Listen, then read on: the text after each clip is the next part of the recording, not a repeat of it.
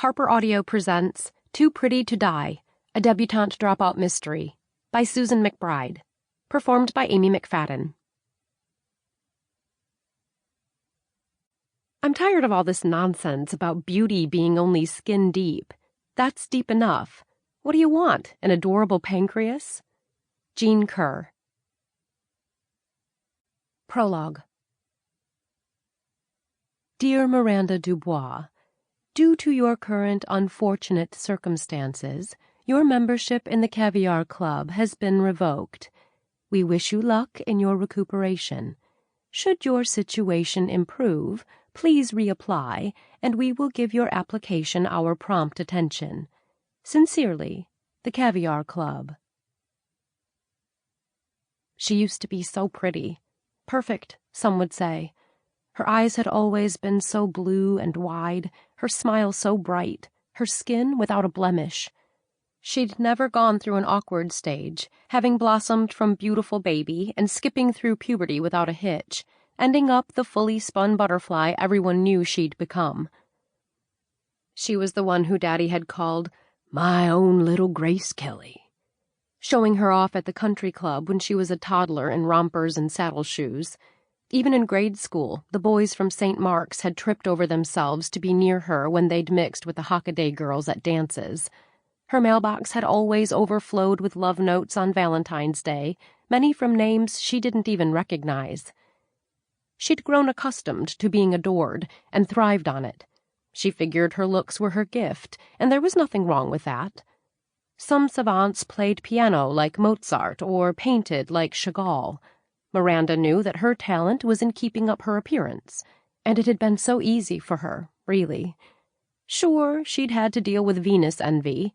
Girls hated her for no other reason than that she was prettier. But there would always be people who wanted what they couldn't have, wouldn't there? If people didn't like her, it had more to do with them than her, or so her mother had always suggested. Such was life, and Miranda had fast learned how to shrug off the jealous whispers. She'd been blessed where it mattered most when the eyes of Texas were upon you, her shiny chassis. And she'd never, ever taken it for granted. If she'd been pug ugly, she wouldn't have been a Pi Phi at UT Austin, and she certainly wouldn't have been a Symphony Deb. Okay, maybe she could have, since her daddy had practically paid for the entire string section with his annual donations. She'd surely never have won Miss Dallas or first runner-up at the national pageant. Homely girls didn't wear sashes, and they damned sure didn't get tiaras unless they bought them at Oriental Trading.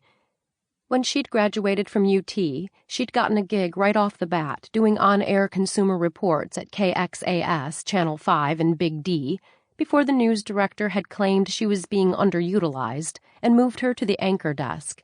And, really, it had everything to do with all the viewer emails about her southern charm, the breezy way she read the teleprompter, and her movie star looks, and not a whit to do with the fact that she was sleeping with her married boss.